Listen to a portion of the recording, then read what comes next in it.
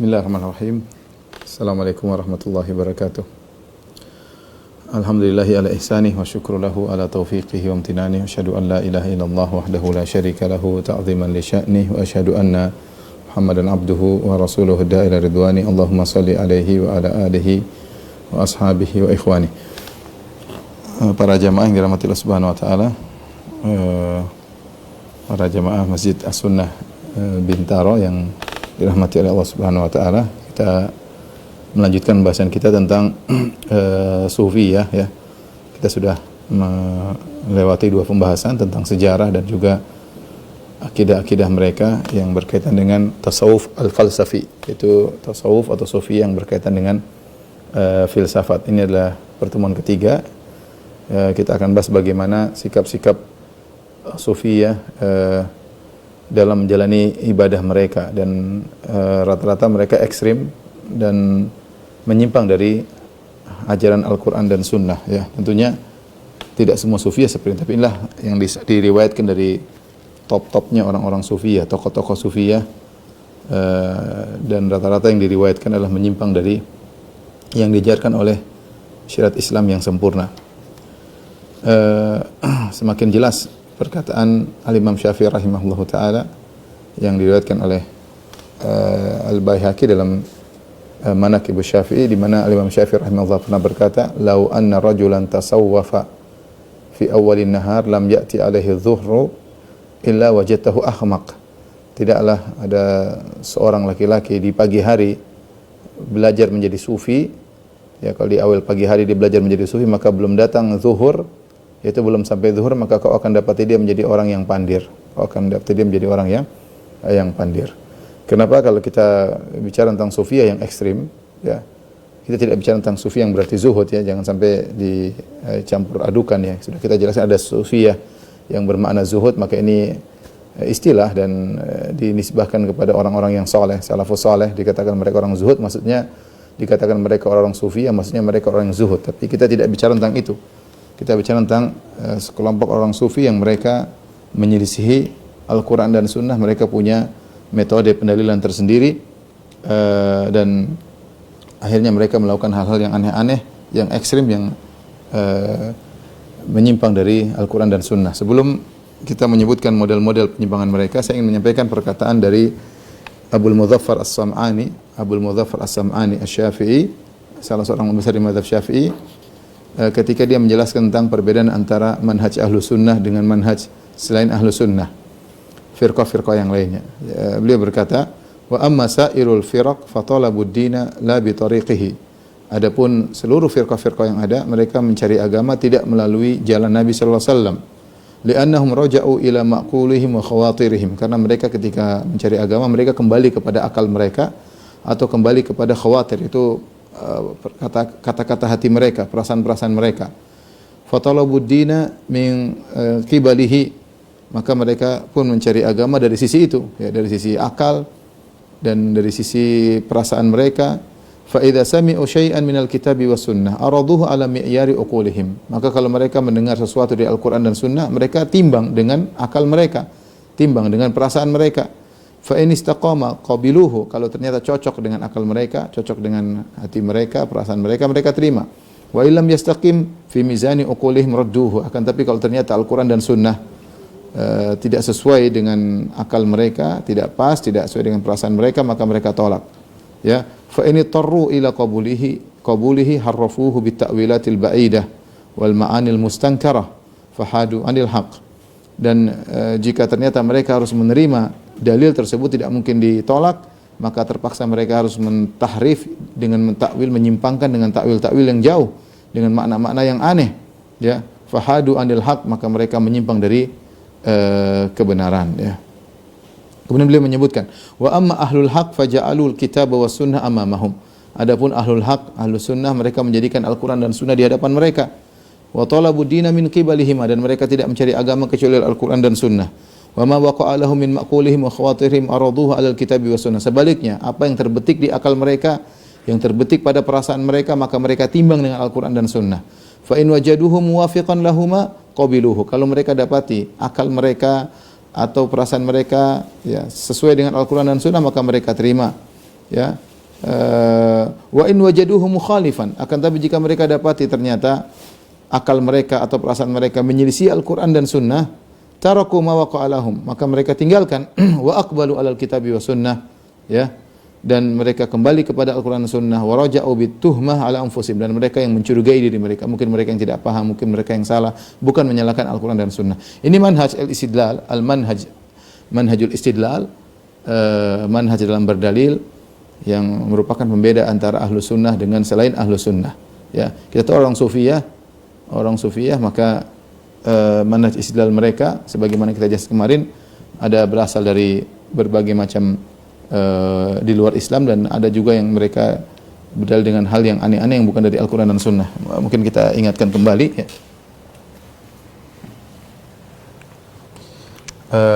Sumber pendalilan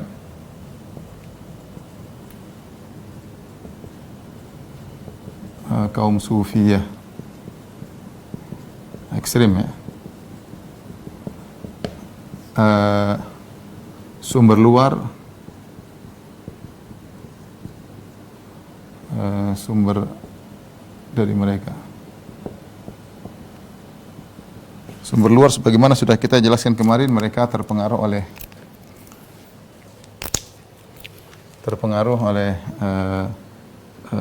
aliran-aliran apa namanya, ajaran-ajaran India, ya. Kemudian juga ajaran-ajaran Buddha. Ya, ini seperti meditasi, ya. Kemarin sudah kita singgung pada pertemuan sebelumnya, ini seperti nirvana, ya. Kemudian yang paling parah adalah berkaitan dengan filsafat, terutama Platonis, ya, Aflutin atau Platonis, ya, yang kemarin kita sudah sebutkan apa namanya, al-faid al-ilahi, ya. Al-faid al-ilahi itu pensucian jiwa sehingga bersatu dengan alam semesta. Di antaranya masalah al-fana, ya, akidah fana, ya. Ya, akidah fana itu membersihkan jiwa sehingga ruh seakan-akan lepas dari jiwa kemudian bersatu dengan Allah Subhanahu wa taala. Adapun sumber-sumber dari mereka sendiri, maka ini ada beberapa. Yang pertama al-kashf, ya, al-mukasyafah, yaitu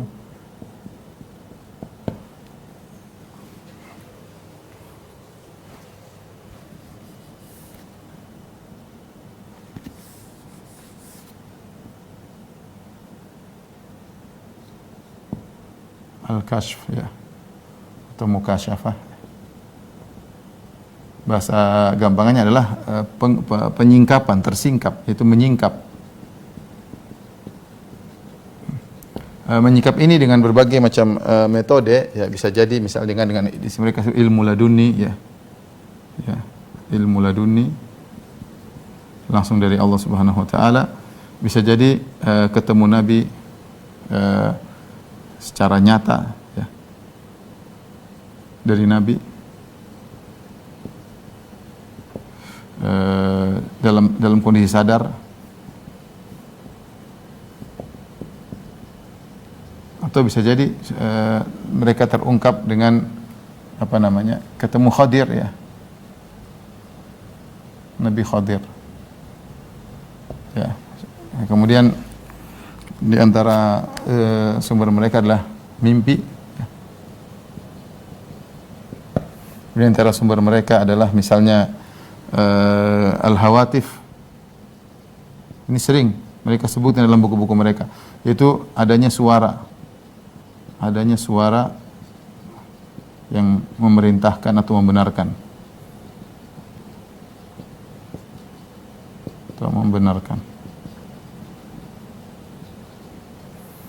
Al-kashf bisa dengan al-wajid, ya, dan macam-macam. Nanti inilah sumber-sumber mereka sehingga mereka jadikan dalil untuk apa namanya, untuk menjalankan ibadah mereka. Dari sini kita tahu, dari sini kesimpulannya, ya, sumber mereka bukan, ya, di antara juga yang keempat, hadis-hadis palsu.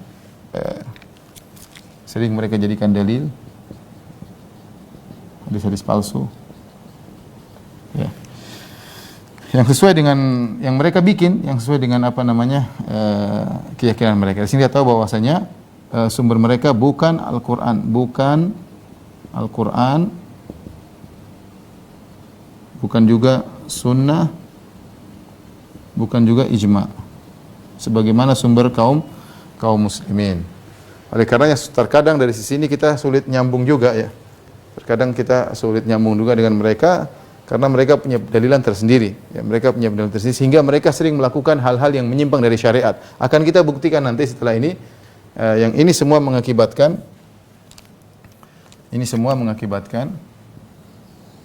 akibatnya banyak praktek-praktek ibadah mereka yang menyimpang dari syariat. Banyak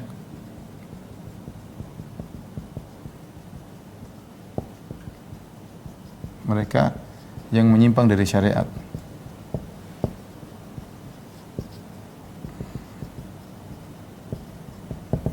Nanti akan kita sebutkan di antaranya yang menyimpang dari syariat ya. Seperti sebagiannya di antaranya akan kita sebutkan misalnya sengaja tidak makan dan minum berbulan-bulan bahkan bertahun-tahun.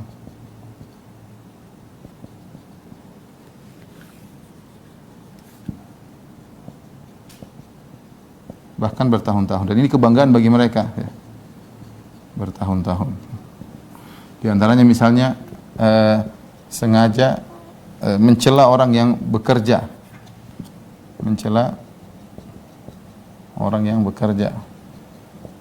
Bertakasub yang bekerja.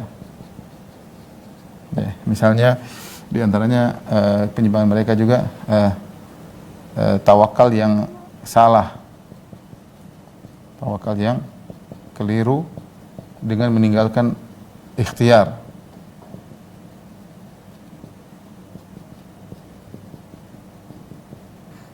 Ikhtiar tidak mau berusaha. Ya, ini mereka meyakini kalau orang berikhtiar berarti akidahnya keliru misalnya. Contohnya juga misalnya ketakutan yang berlebihan ya, khaufuz zaid.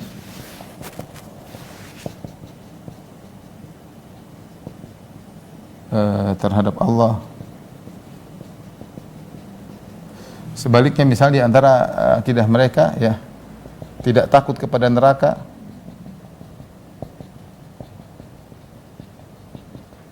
kemudian tidak ingin masuk surga, tidak merindukan surga. Bahkan mereka mencela kalau ada orang seperti ini ya.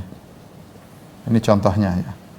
Contoh lagi di antara praktek mereka adalah misalnya as-sama' wa raqs. Itu dengar nyanyi-nyanyian, dengar majelis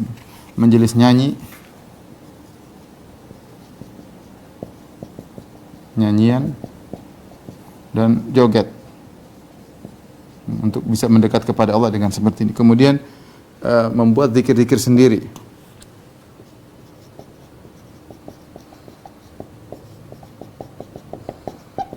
Zikir-zikir sendiri. Di antara juga misalnya adalah mengasingkan diri ya. Sini.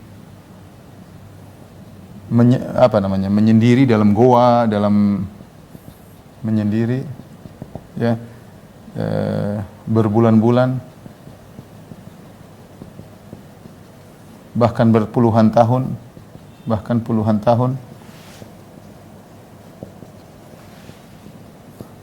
tidak mereka sebut dengan khalwat ya, atau uzlah ya. Ini di antara penyimpangan mereka. Coba kita ada berapa ini? 1.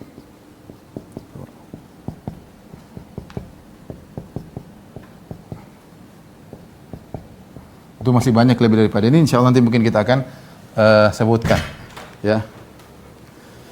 Taib, inilah akibat dari ketika sumber agama mereka bukan dari Al-Quran dan Sunnah, maka timbullah hal-hal yang menyimpang dari mereka yang semuanya ini adalah bertentangan dengan Al-Quran dan Sunnah.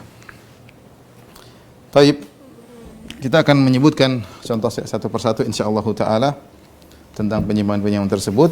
Sebelumnya saya ingin menyampaikan bahwasanya ya, kita Ahlus Sunnah wal Jamaah, sumber kita adalah Al-Quran dan Sunnah. Ya.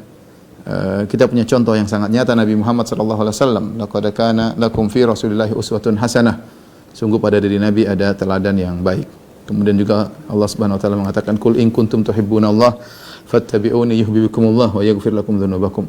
Katakanlah kalau kalian mencintai Allah, ya, fattabi'uni, ikutilah aku Muhammad sallallahu alaihi wasallam. Ikutilah aku. Nabi sallallahu alaihi wasallam mengatakan, fa innahu may ya'ish minkum fasayara ikhtilafan katsira. Siapa yang hidup setelahku dia akan melihat banyak perselisihan masalah agama. Fa alaikum bisunnati, peganglah sunnahku. Wa sunnatil khulafar rasyidin, sunnahnya para sahabat. Adzu 'alaiha binawajid, gigitlah dengan geraham kalian. Wa iyyakum wa muhdatsatil umur, dan waspadalah kalian perkara-perkara yang baru dalam agama. Fa inna kulla muhdatsatin bid'ah, dan setiap perkara baru dalam agama adalah bid'ah. Wa kulla bid'atin dhalalah, dan setiap yang bid'ah adalah kesesatan, ya. Oleh karenanya Islam adalah agama yang samhah, kata Nabi sallallahu alaihi wasallam, bu'itsu bil hanifiyyati samhah.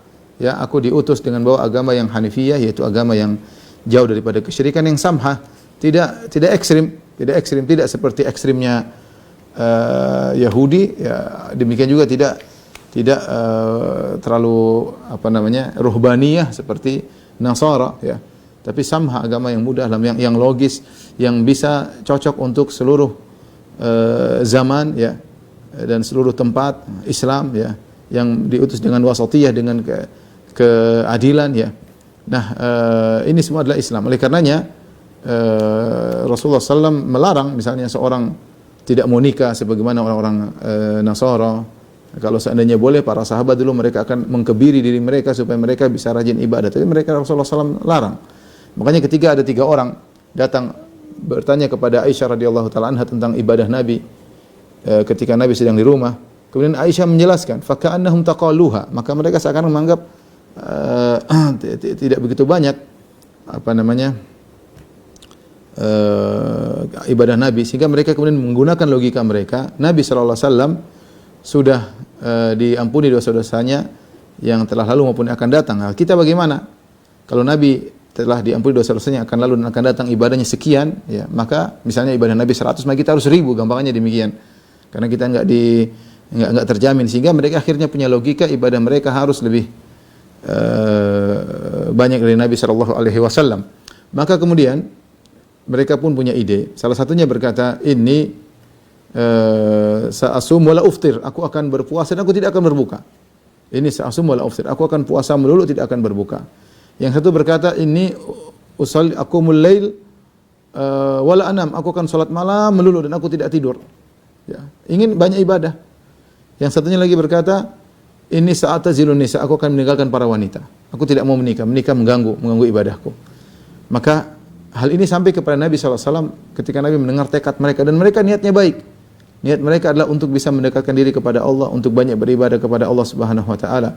Ya, maka Nabi SAW tegur, "Antumul ladzina qultum kadza wa kadza." Kalian yang mengucapkan ini dan itu. Rasulullah tegur, "Fa inni atqakum li rabbi wa akhsyakum." Aku ini yang paling bertakwa kepada Allah dan aku yang paling takut daripada kalian. Aku lebih takut kepada Allah. Tapi walakinni usalli wa anam, tapi aku salat, aku tidur. Ya. Wa asumu wa aftir, aku berpuasa dan aku berbuka. Wa atazawwajun nisa, dan aku menikahi para wanita. Wa man raghiba an sunnati falaysa minni. Barang siapa yang benci dengan sunnahku bukan dari golonganku, ya. Rasulullah ingatkan, ya.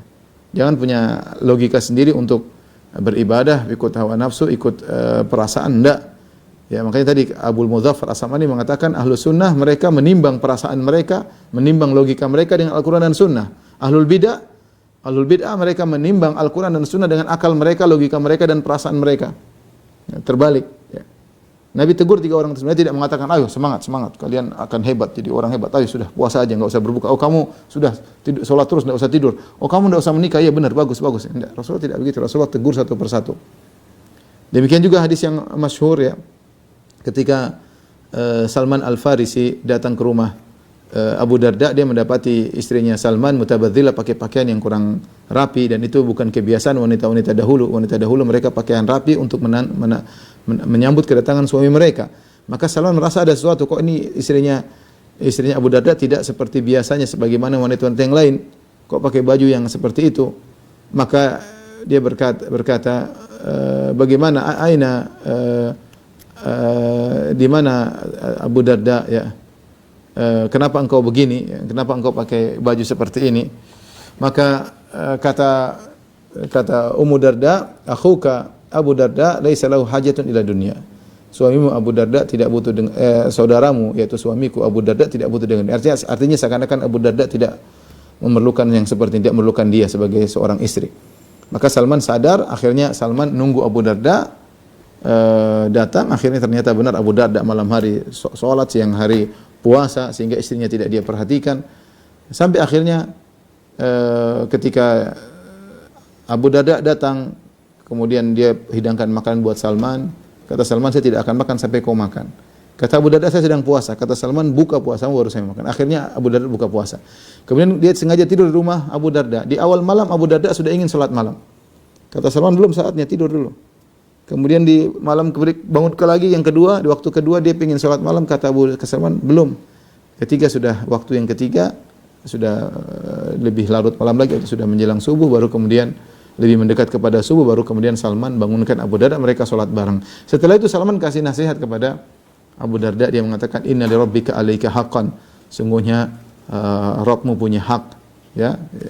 Wali jasadika alaika haqqan, jasadmu juga punya hak untuk istirahat, Rabbmu punya hak untuk beribadah, ya. Wali zawrika alaika haqqan, kemudian tamumu juga punya hak. Wali ahlika alaika haqqan, istrimu juga punya hak untuk kau gauli, untuk kau mesrai. Fa'ati kulli haqqin haqqah, maka berikanlah masing-masing haknya. Abu Darda ketika mendengar nasihat Salman, dia masih perlu cross check dulu kepada Nabi. Maka salat subuh dia pergi kepada Nabi, dia sampaikan kepada Nabi, ya Rasulullah, Salman bilang saya begini-begini. Apa kata Nabi? Shadaqa Salman, benar Salman, ya, benar Salman. Oleh karena para sahabat mereka bekerja, para sahabat bekerja, ya, para sahabat bekerja. Ada yang jadi orang kaya seperti Abdurrahman bin Auf, Abu Bakar bekerja sehingga bisa berinfak dengan harta yang begitu banyak. Umar bekerja, mereka bekerja sampai Umar, dalam hadis babu tanawub fil ilm, bab tentang ganti-gantian untuk ilmu. Umar hari ini kerja, teman yang dengar hadis-hadis Nabi. Nanti malam mereka ketemu, Umar dikasih tahu. Besoknya Umar yang menuntut ilmu, saudaranya yang kerja. Jadi mereka bekerja. Islam adalah maksudnya agama yang bukan rohbani ya, seperti orang Nasara yang orang kalau mau jadi orang alim meninggalkan dunia, tidak nikah dan yang lainnya. Tidak, Islam tidak. Islam agama yang wasatiyah, moderat, yang tengah, ya, yang logis, yang mungkin bisa diamalkan. Saya pernah ketemu dengan ada salah seorang dari agama lain, ya. Kebetulan saya ngobrol dengan dia, waktu undang makan, saya datang, saya ketemu, itu kawan beragama Hindu. Dia bilang, kalau kita mau terapkan semua ajaran ini, kita nggak bisa terapkan secara nyata, ya, secara real, ya. Kita bilang dalam Islam tidak. Islam alhamdulillah, ya, orang bisa mencapai derajat yang tinggi sebagai seorang kaya, sebagai seorang pejabat, sebagai seorang miskin, ya. Agama yang mungkin dikerjakan oleh semua orang dalam kondisi apapun. Oleh karenanya, ikhwan dan akhwat yang rahmatillah subhanahu wa ta'ala, kaum sufiyah mereka punya metode untuk mendekatkan diri mereka kepada Allah dengan metode yang mereka buat, yang semuanya menyelisih Al-Quran dan Sunnah, dan Sunnah. Ini yang ingin kita jelaskan. Kita harus mendekatkan diri kepada Allah dengan metode kita.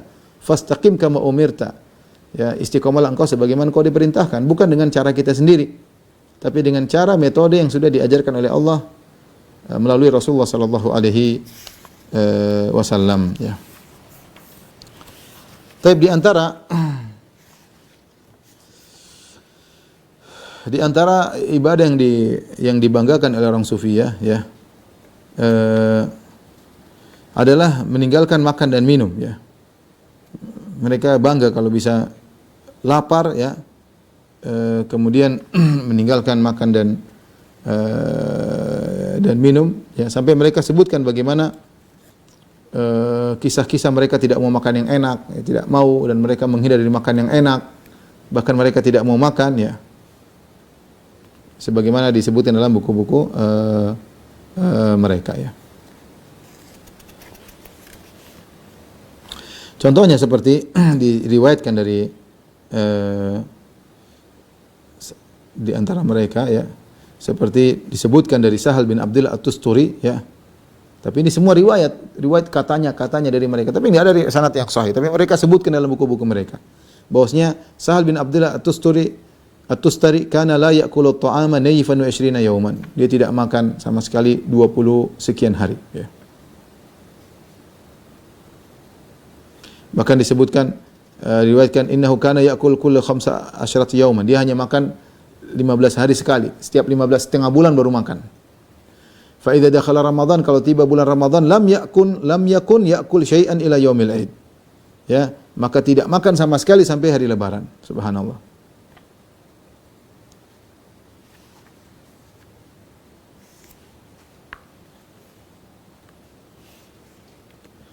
Dan banyak yang menakjubkan ya.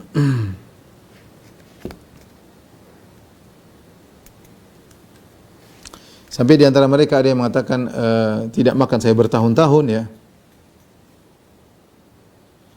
Tidak makan sampai bertahun-tahun. Ini semua ya kalau kita baca seperti khurafat ya, tapi mereka banggakan berbulan-bulan ya. Contoh seperti karena ada seorang sufi di antara mereka dikatakan ya dia itikaf di sebuah tempat yang pintunya ditutup.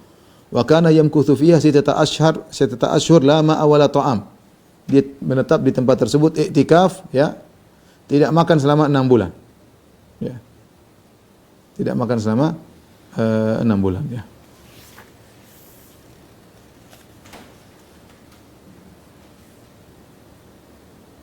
Demikian juga katanya namanya Syekh Al-Jailani, ya ini semua belum tentu benar ya, cuma diriwayatkan dari Sya'rani menukil dari Al-Jailani bahwasanya dia setahun tidak makan tidak minum serta tidak tidur ya. Setahun tidak makan tidak setahun penuh tidak makan tidak minum tidak tidur. Ini benar atau tidak ini seperti ini ya. Demikian juga mereka meriwayatkan, ra'aitu insanan minas sufiyyah makatha sab'a sinin lam yashrabil ma'. Aku melihat ada seorang dari kalangan sufiyah 7 tahun tidak minum air sama sekali. Ya akhi, apa ini ibadah seperti ini ya? Apakah ini ibadah? Tidak makan tidak minum ibadah ya?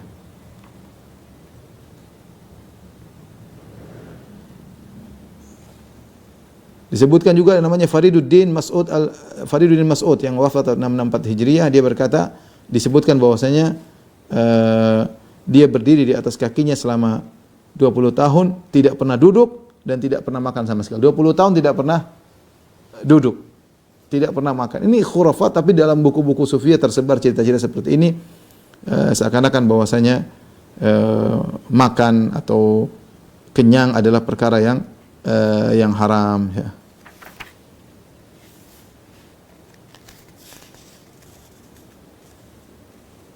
Banyak ya kalau saya membacakan. Ini saya ambil dari buku judulnya Dirasat fi Sufiyah. Ini buku karangan Ihsan Ilahi Zahir ya. Ihsan Ilahi Zahir ya. Seorang ulama India atau Pakistan, India yang wafat wafat karena dibom ya, kemudian dia meninggal, lantas jasadnya dibawa ke Arab Saudi atas permintaan Syekh Abdul Aziz bin Baz rahimahullah, kemudian diwafatkan di Baqi rahimahullahu taala. Ihsan Ilahi Zahir ya. Lihat ini versi mereka. Versi Allah Subhanahu wa taala apa? Allah mengatakan, "Qul man harrama zinatallahi allati akhraja li ibadihi wat thayyibati minar rizq." Siapakah yang mengharamkan perhiasan Allah yang Allah keluarkan bagi hamba-hambanya? Ada makanan, kenapa kau haramkan? Ya. Tidak boleh makan enak, tidak boleh makan ini ya. Sampai di antara mereka ada yang mau meninggal ya. Kemudian dia ingin makan sesuatu. Kemudian enggaklah, saya sudah bertahun-tahun tidak makan ini, kenapa di penghujung saya harus makan ini? Dia ada makanan lezat, dia tidak mau makan. Siapa yang mengharamkan makanan lezat? Apakah Allah larang? Mana dalilnya? Bagaimana Anda berani mengharamkan apa yang Allah halalkan ya? La tuharrimu ya thayyibati ma ahallallahu lakum. Kata Allah, jangan kau haramkan apa kebaikan-kebaikan yang Allah halalkan bagi kalian, enggak boleh. Kita bukan rohbani ya, kita bukan kerahiban, enggak. Ya, kita Islam, kita bukan orang-orang India yang kemudian melaparkan diri mereka sampai perutnya sampai habis seperti itu, kemudian menganggap itu suatu ibadah kedekatan kepada Tuhan. Enggak, Rasulullah SAW makan enak juga. Rasulullah SAW makan rutab, ya, korma. Rasulullah SAW makan onta. Rasulullah SAW makan kambing, ya. Rasulullah SAW diundang makan, Rasulullah SAW datang, ya. Rasulullah SAW makan sarit, ya.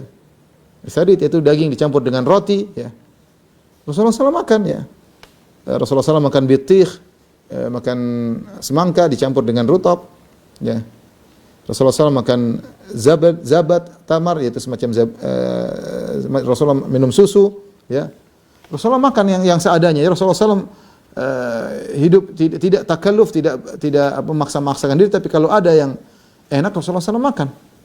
Ya, Rasulullah SAW kalau ada dihidangkan yang enak Rasulullah SAW minum air yang dingin, ya, sampai orang sufi mengatakan kami tidak mau minum air dingin. Di antara mereka beribadah kepada Allah dengan tidak mau minum air yang dingin. Kata mereka ini kenikmatan dunia, bisa mengganggu kekhusyuan, bisa mengganggu ketulusan, tidak mau minum air. Islam tidak mengajarkan demikian, ya. Islam tidak mengatakan tidak mengajarkan demikian. Rasulullah SAW minum madu, Rasulullah SAW bahkan minum nabidh, ya. Nabidh yaitu air yang dicampur dengan anggur dibiarkan, ya, atau dicampur dengan korma, ya. Rasulullah SAW makan dengan berbagai macam model makanan, ya. Saya bacakan perkataan Ibnu Qayyim rahimahullah taala dalam kitab Zadul Ma'ad tentang bagaimana petunjuk Nabi dalam makanan, ya. Ya. Adalah kana hadihu sallallahu alaihi wasallam wasiratuhu fi ta'am la yaruddu mawjudan wa la yatakallaf mafqudan. Rasulullah SAW adalah orang dalam petunjuk beliau dalam makanan adalah beliau tidak menolak yang ada. Yang ada beliau makan dan beliau tidak berusaha payah untuk mencari yang tidak ada. Fama qurriba ilaihi syai'un minat thayyibat illa akalahu. Tidak ada makanan yang baik didekatkan kepada beliau kecuali beliau makan. Illa an ta'afahu nafsuhu fayatrukahu min ghairi tahrim. Ada kecuali makanan yang beliau tidak bisa makan, beliau biarkan tanpa beliau haramkan. Seperti dhab ketika dimakan oleh Khalid bin Walid, Rasulullah SAW dihidangkan, Rasulullah SAW tidak mencela makanan, Rasulullah tidak makan, tapi Rasulullah SAW tidak mengharamkan. Wa ma abatu aman qat.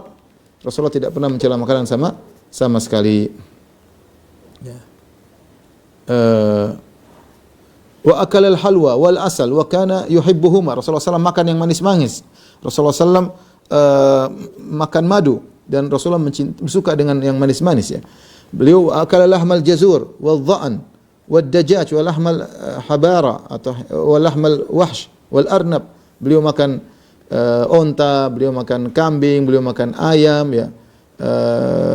Beliau makan kelinci, ya. Kemudian makanan laut, ta'amul bahar, ikan beliau makan. Beliau makan syawi yang dipanggang. Beliau makan rutab dari korma. Beliau minum susu, ya. Beliau sawik yaitu tepung yang dicampur dengan daging. Wal asal bil ma, beliau campur air dengan madu, ya. Dan banyak yang beliau makan, ya. Beliau makan. Beliau makan al-kabid al-mashwiyah, makan hati yang dibakar, ya. Beliau makan al-qadid, susu yang dikeringkan, ya. Disebutkan, ya. Beliau makan as-sarid bisamin, yaitu as-sarid yaitu daging yang dicampur dengan kuah, ya. Dengan gandum, ya. Wa akal jubun, beliau makan keju, ya. Dan banyak beliau wa akal khubz bizait, beliau makan roti dengan minyak, ya. Ibnu Qayyim sebutkan banyak contoh dalam hadis-hadis, ya. Ya. Terkadang beliau kelaparan, bukan sengaja untuk lapar, beliau kelaparan sampai beliau mengikat perut beliau dengan batu, ya. Bahkan terkadang hilal lewat. Kalau lagi susah mau diapain? Hilal lewat 2 bulan tidak ada api dinyalakan di rumah beliau, ya. Tapi kalau ada makanan beliau makan. Inilah Nabi sallallahu alaihi wasallam, ya. Adapun mereka kaum sufiyah, mereka memutarbalikan kondisi yang hal-hal mereka haramkan, tidak boleh minum ini, tidak boleh makan ada yang tidak mau minum susu, ada yang tidak mau makan daging, ada yang ini semua ruhbaniyah. Ini metodenya orang-orang Nasara zaman dahulu, ya. Seperti itu ketika mereka ingin mencapai kedekatan kepada Allah, mereka mengharamkan hal-hal yang dihalalkan oleh Allah Subhanahu wa taala. Kemudian di antara penyimpangan kaum sufiyah juga adalah tarkut takassub, yaitu sengaja tidak mau bekerja. Sengaja tidak mau bekerja, ya. Mereka menganggap bahwasanya bekerja adalah perkara yang merupakan kemungkaran, ya. Padahal terlalu banyak dalil yang menunjukkan perintah untuk bekerja, ya. seperti sabda Nabi SAW, inna atyaba ma akaltum min kasbikum. Ya, sungguhnya yang terbaik apa yang kalian makan adalah dari hasil pekerjaan kalian. Ya.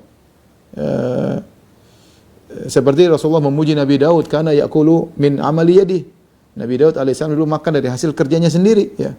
Rasulullah memuji orang yang pedagang, at-tajir, as-saduq, al-amin, ma'an-nabiyyin, as-siddiqin, syuhada.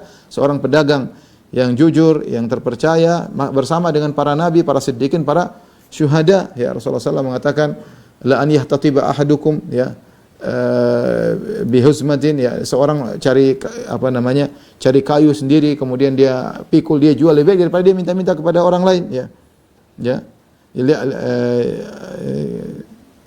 Ini dipuji oleh Nabi sallallahu alaihi wasallam. Bahkan para sahabat di bulan Ramadan mereka bekerja. Sebagaimana sudah pernah saya sampaikan kisah Qais bin Sirmah al-Ansari radhiyallahu anhu yang bekerja di siang hari, kerja berat. Kemudian akhirnya ketika mau berbuka tidak ada makanan, kemudian dia tidur. Akhirnya tidak sempat berbuka, akhirnya dia kerja lagi besok sampai pingsan. Ya, artinya dia bekerja. Bahkan di bulan Ramadan mereka bekerja. Karena mereka tahu bahwasanya kerja adalah sesuatu yang baik ya. Allah Subhanahu wa taala mengatakan, famshu fi manakibiha wa kulu mir rizqih, berjalan di penjuru muka bumi cari rezeki Allah Subhanahu wa taala suruh, ya. Fa idza qudiyatis salatu fantashiru fil ard wabtagu min fadlillah. Kalau sudah selesai salat Jumat, maka bertebarlah cari rezeki. Rasulullah SAW dalam Al-Quran terlalu banyak Allah mengatakan wa anfiku, berinfak. Gimana kalau enggak kerja? Innallaha lam yumtir dhahaban, Allah tidak menurunkan hujan emas.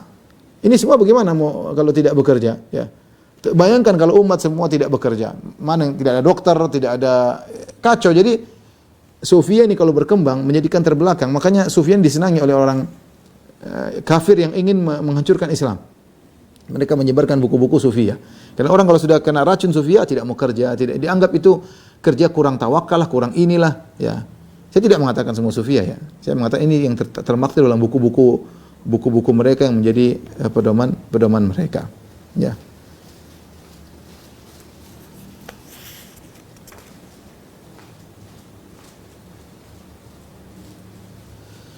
Mereka berkata seperti perkataan Sahrawardi dalam bukunya Awariful Ma'arif, man talaba ma'asyan faqad rakana ila dunya. Siapa yang mencari pekerjaan, ya maka dia telah condong kepada dunia, ya. Subhanallah.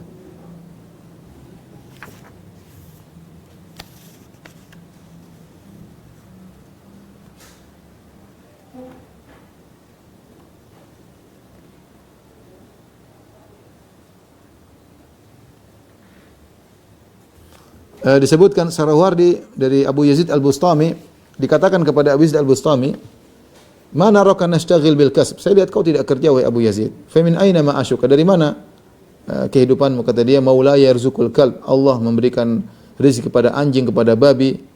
Menurutmu dia tidak akan rezeki pada Abu Yazid? Sahrawardi juga berkata, "Idza kamula syughlus sufi billah wa kamula zuhduhu li kamali taqwahu bi hukmil waqti alaihi yatruku tasabbub." Ya. Kalau seorang sufi sudah sempurna kesibukannya dengan Allah, zuhudnya sudah sempurna, takwanya sempurna, maka dia akan meninggalkan ikhtiar. Dia meninggalkan ikhtiar.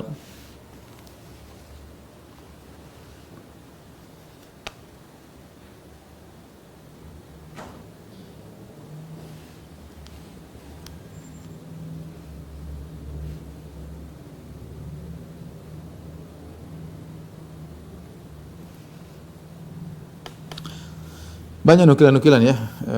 Tapi intinya ini menyelisihi syariat, ya. Justru syariat menyuruh seorang untuk bekerja, tidak berharap kepada orang lain, makan dari hasil kerjanya sendiri, apalagi bisa membantu orang lain. Bagaimana dia bisa bantu orang kalau dia tidak punya penghasilan? Makanya kalau sufi ini berkembang dengan metode seperti ini, maka akan hancurlah Islam, Tidak ada ahli pengobatan, tidak ada dokter, tidak ada ini, tidak ada, kacau, ya. Jadi makanan bagi negara-negara kafir yang zalim yang ingin menghancurkan Islam.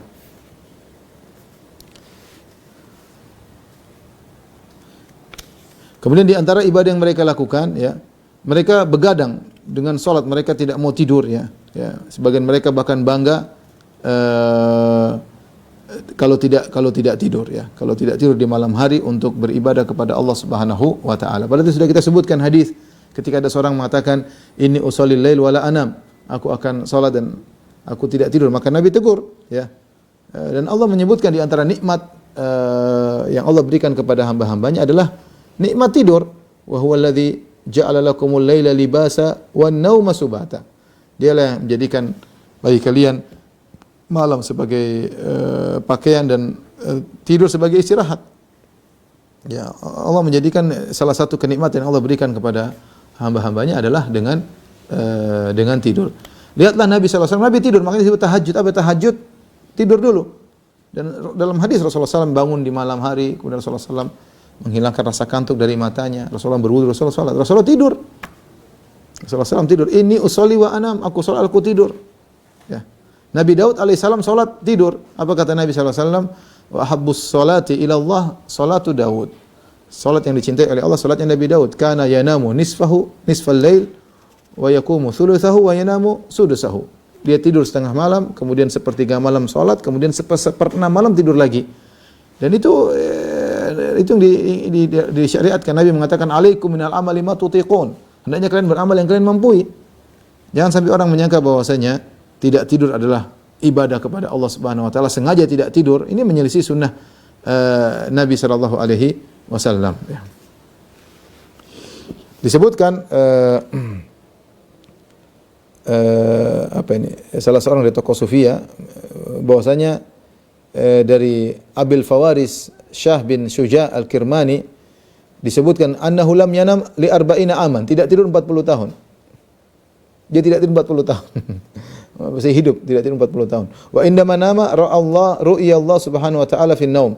Ketika dia tidur, maka dia lihat Allah dalam mimpi.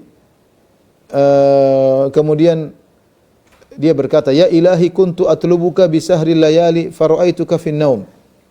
Ya Allah, aku mencari engkau dengan begadang. Ya, ternyata aku melihat engkau dalam tidur, dalam mimpi. Maka Allah berkata, "Ya Syah, laqad adrakta fin naum bugyataka bi sahrika lail. Walau kunta nimta hunaka lama ra'aita huna." Engkau telah mendapatkan keinginanmu karena kau sudah begadang selama 40 tahun. Seandainya kau tidur waktu itu, kau tidak akan melihat aku di sini.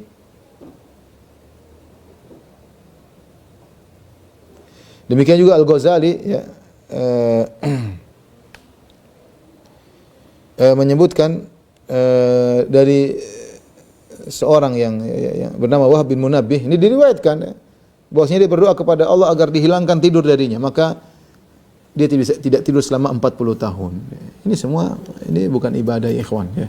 Ini Sufyan menyampaikan cerita begini, ini bukan ibadah. Ibadah tidak ada tuntutan ibadah untuk seperti ini. Siapa yang lebih baik daripada Nabi sallallahu alaihi wasallam?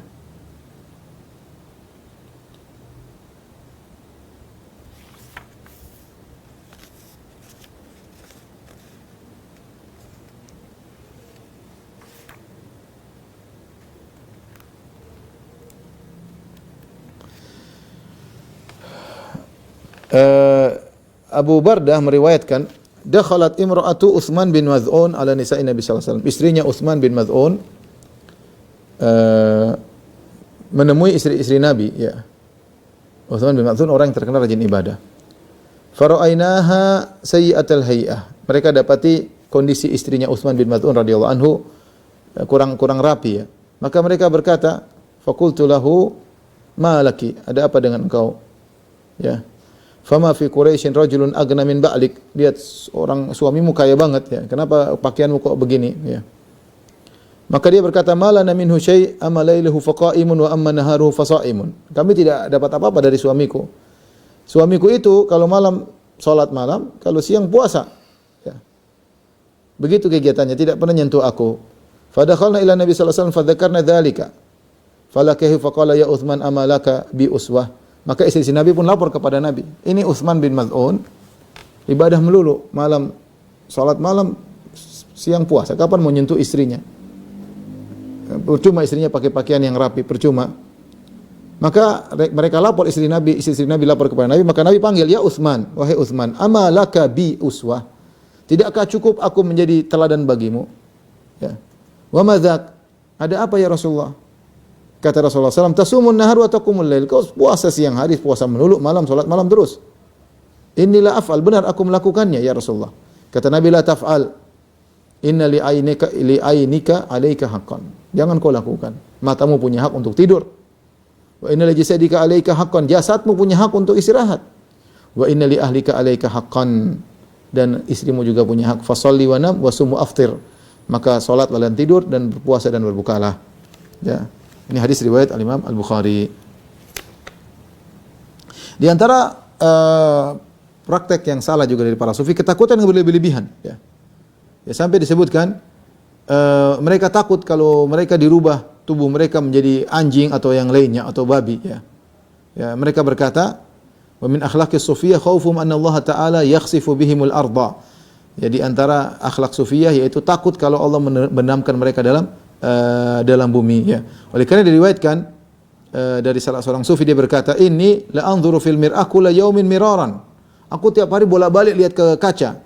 Makhafata an yakuna qad iswadda wajhi, aku khawatir wajahku jadi hitam, ya.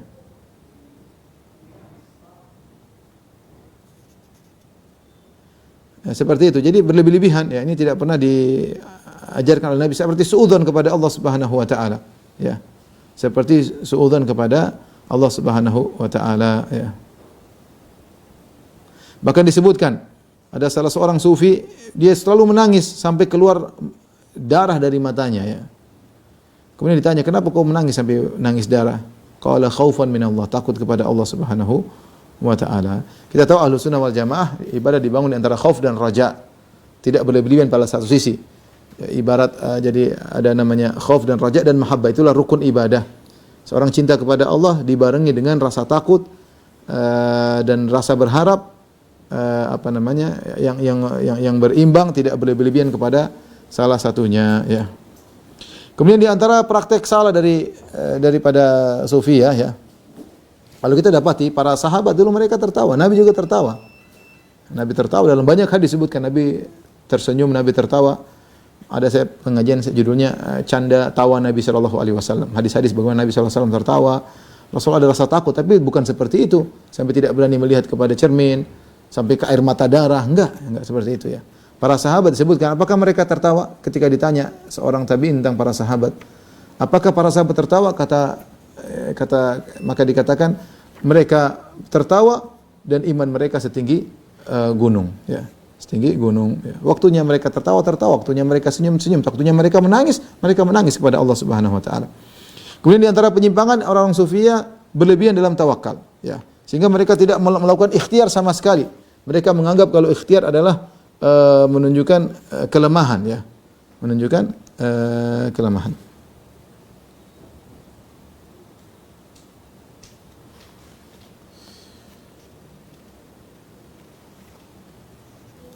Seperti mereka berhaji tidak mau bawa apa-apa, ya. Mereka nekat, ya. Kalau ada yang haji bawa apa-apa berarti belum benar tawakalnya, ya. Ada cerita yang saya bacakan, ya.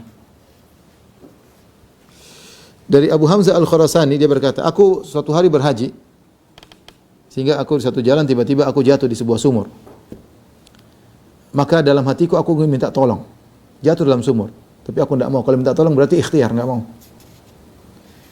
Timbul dalam hatiku ingin minta tolong, tapi kalau aku minta tolong berarti aku ikhtiar. Tiba-tiba ada dua orang lewat dekat di mulut sumur.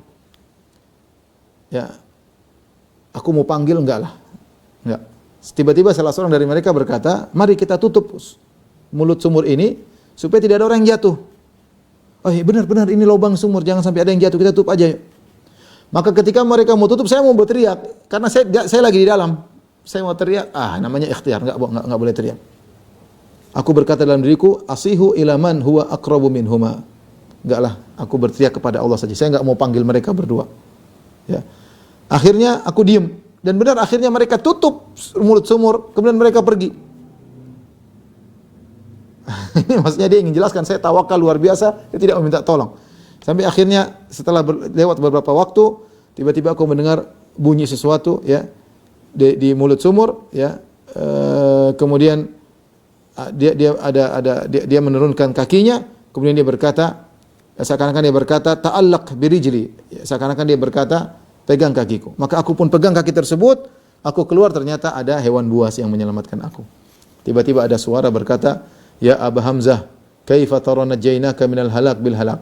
wahai Abu Hamzah, lihat bagaimana kami bisa menolong engkau dengan dari kebinasaan dengan kebinasaan, yang artinya ditutup semua akhirnya bisa selamat. Nah, ini kalau orang baca seperti ini, kemudian dia nekat tidak mau ikhtiar, bisa mati ya. Islam tidak mengajar ini, Islam mengajarkan untuk ikhtiar, untuk berusaha. Ini malah meninggalkan usaha sama sekali, bahkan kalau seorang berusaha disebut tercela tauhidnya. Ini ajaran Sufiyah tidak benar seperti ini ya. Harusnya kalau dia tidak mau melakukan sebab, tidak usah pegang kaki hewan itu, harusnya dia biarin aja sampai keluar sendiri. Harusnya begitu. Ketika dia memegang kaki hewan tersebut untuk selamat, berarti dia sudah ikhtiar. Harusnya enggak usah. Kalau dia mau komitmen ya. Ya. Ya. Dan banyak ya riwayat-riwayat seperti ini.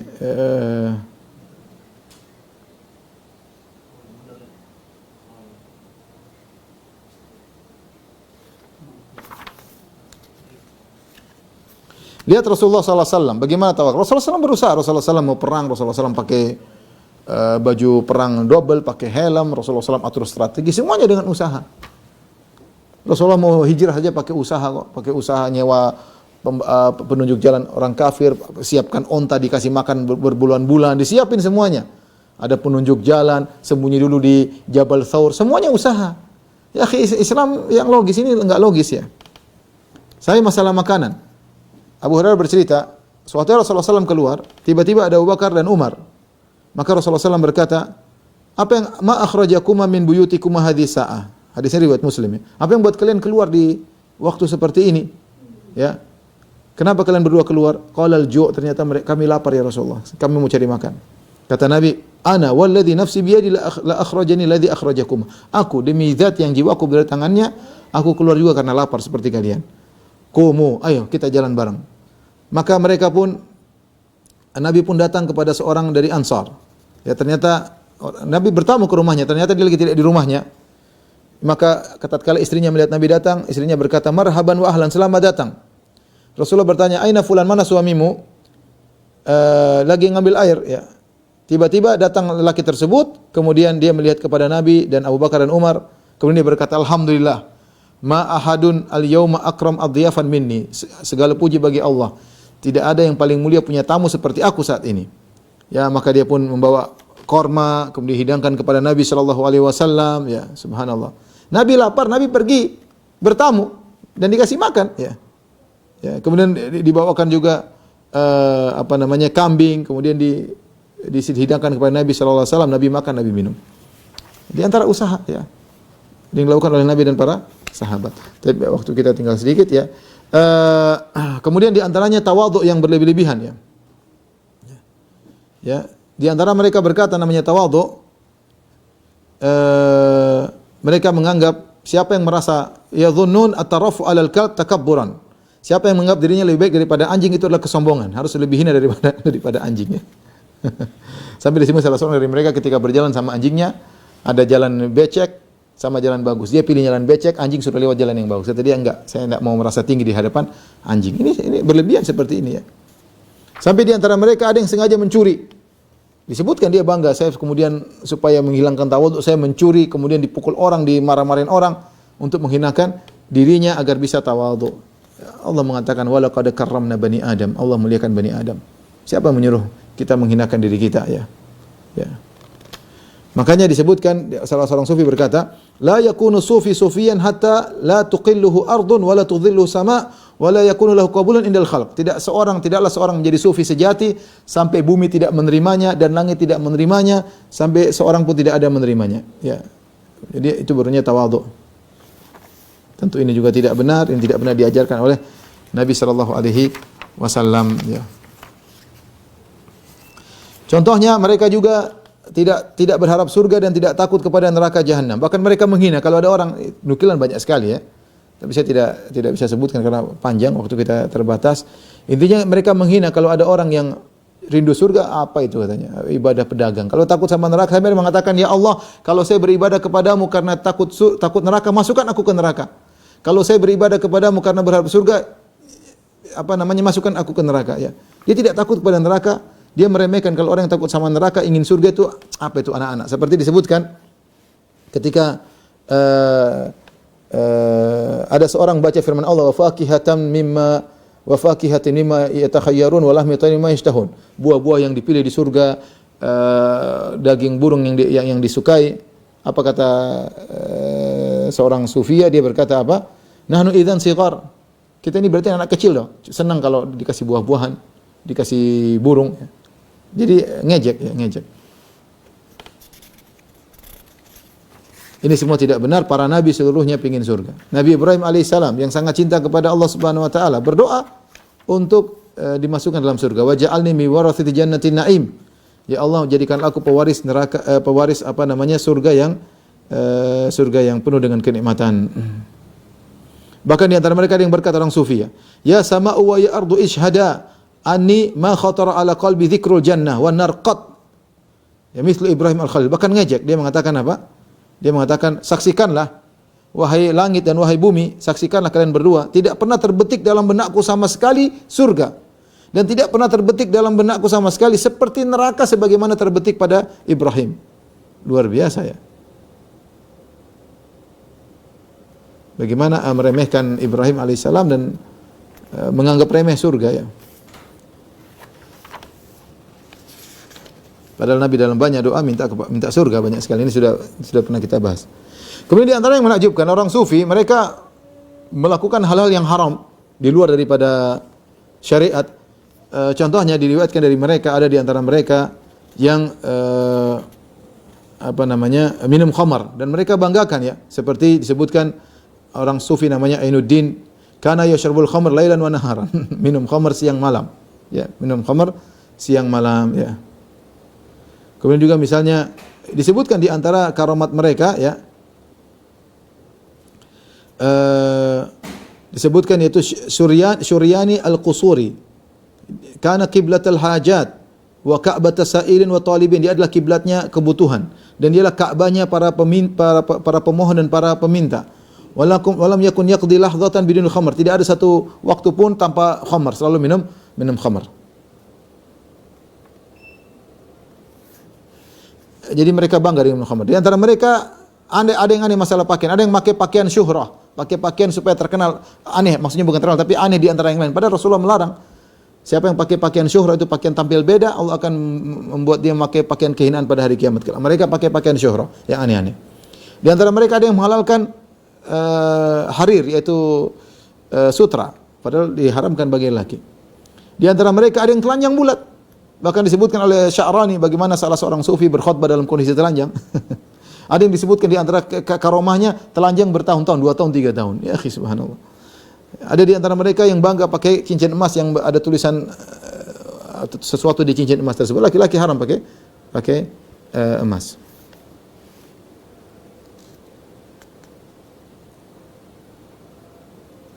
Kemudian di antara mereka adalah kesalahan mereka adalah meninggalkan manusia, kemudian masuk dalam goa atau dalam tempat, matikan lampu berbulan-bulan, bertahun-tahun, ya, dan tidak akhirnya tidak sholat fardu, tidak sholat jamaah, tidak melakukan ibadah. Padahal Islam tidak mengajarkan demikian. Islam apa? Suruh apa? Kalau ada orang miskin, tolong. Gimana mau tolong orang miskin itu dalam goa? Kalau ada orang sakit dijunguk, gimana menjunguk ente dalam goa? Ente kunci pintu dalam rumah. Terus kalau ada orang meninggal disolati, ada diantar ke kuburan di jenazah, banyak sekali. Belum lagi sholat Jumat, sholat jamaah ke masjid, gimana mau dikerjakan?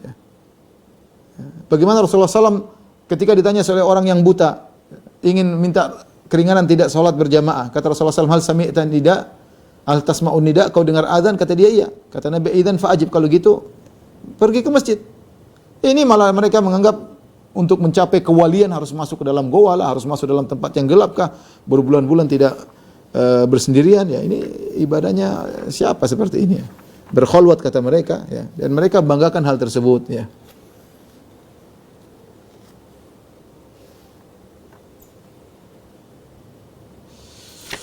Dan banyak nukilan mereka membanggakan hal tersebut, dan ini semua adalah kesalahan ya. Ibnu Taimiyah punya perkataan yang indah, beliau berkata, hadhil khalawat qad yaqsidu ashabuha al-amakin allati laysa fiha adzan. Ketika mereka melaksanakan khalawat ini, mereka ingin tempat-tempat yang tidak terdengar azan, tidak juga iqamat. wala masjid yusalla fihi salatul khams, dan juga masjid yang tidak ada salat 5 waktu. Ya. Adapun masjid yang sudah ditinggal atau selain masjid seperti goa-goa, ya, yang ada di gunung-gunung seperti kuburan-kuburan, terutama kuburan orang yang dianggap soleh, ya, apalagi tempat-tempat yang katanya di situ ada jejak-jejak Nabi atau jejak orang soleh, ya, maka mereka berkhulwat situ, mereka nongkrong situ, meditasi situ, berdiam di situ. Kata Ibnu Taimiyah, walihada yahsulu lahum fi hadhil mawadhi' ahwalun syaitaniyah yadhunnuna anha karamat rahmaniyah. Maka di tempat-tempat seperti yang jauh dari azan, yang jauh dari iqamat, yang jauh dari kaum muslimin, mereka mengalami kondisi-kondisi syaitan yang mereka menyangka itu karamat, padahal dari syaitan. Sehingga mereka bangga. Ada di antara mereka yamkuthu fi khalwati thalathata asyhur. Ada yang 3 bulan tidak pernah keluar. Ada yang 9 bulan. Ya. Ada yang 9 bulan. Bahkan disebutkan, ya, ada yang tahtal ardi sab'i sinin, ada yang khalwat di bawah bumi 7 tahun. Sampai pada daripada itu ini annahu ikhtala 20 sanah. Ada yang berkhalwat 20 tahun. Lebih parah daripada itu ada yang berkhalwat 40 sanah, 40 tahun. Pintu ditutup. Ini gimana? Ini apa Islam seperti ini? Islam yang ngawur ini sufi, ya, thariqah seperti ini tidak benar yang mereka bangga-banggakan, ya. Ya ikhwan, waktu sudah habis, ya, mungkin sampai di sini saja. Masih banyak tapi nanti lihat kondisi, ya. Insyaallah kita lanjutkan pada kesempatan yang lain. Wallahu a'lam bishawab. Kalau ada yang bertanya, ya. Ini ada salah satu pertanyaan, Ustaz, apakah penyimpangan sufi-sufi rata-rata dari khayalan mereka ataukah berusaha atau dari syaitan? Wallahu a'lam bishawab. Ibnu Taimiyah tadi menyebutkan terkadang terjadi kondisi-kondisi syaitan, mereka menyangka itu karamat. Sehingga akhirnya mereka sampaikan, akhirnya orang mencapai hal tersebut. Yang mereka cari adalah karamat-karamat tapi dengan cara yang menyelisih syariat. Kita Islam tidak mengajarkan demikian. Kantum bayangkan kalau semua kaum muslimin sufi seperti itu, rusak Islam. Dikuasai oleh orang kafir. Ya. Tapi ada yang diajak, bagaimana kalau kita lihat bagaimana kaum orang-orang kafir menyerang? Bagaimana kalau, kenapa kau tidak berjihad? Kata dia, enggak perlu. Saya enggak perlu berjihad. Terus gimana nanti kalau kaum muslimin semuanya seperti kamu tidak yang berjihad, kita akan dikuasai. Kata dia, kalau kita semuanya tidak sama berjihad, Allah akan tolong kita. Ini seperti ini gimana? Ya. Ikhtiar ditinggalkan. Ini Islam tidak pernah mengajarkan demikian. Islam mengajarkan kita ikhtiar, berusaha, tapi tawakal kepada Allah Subhanahu wa taala. Dan agama mereka, agama sufi yang seperti yang saya sebutkan tadi dalam buku-buku mereka, semuanya tidak logis. Dan masih banyak. Ya, waktu sudah terbatas, insyaallah kita mungkin lanjutkan di kesempatan yang lain. Wallahu taala alam bisawab. Demikian saja kajian kita. Kurang lebihnya saya mohon maaf kepada jamaah Masjid As-Sunnah Bintaro. Insyaallah kita lanjutkan pekan depan. Wabillahi taufiq wal hidayah. Assalamualaikum warahmatullahi wabarakatuh. Subhanakallah bihamdika asyhadu an la ilaha illa anta astaghfiruka wa atubu ilaik.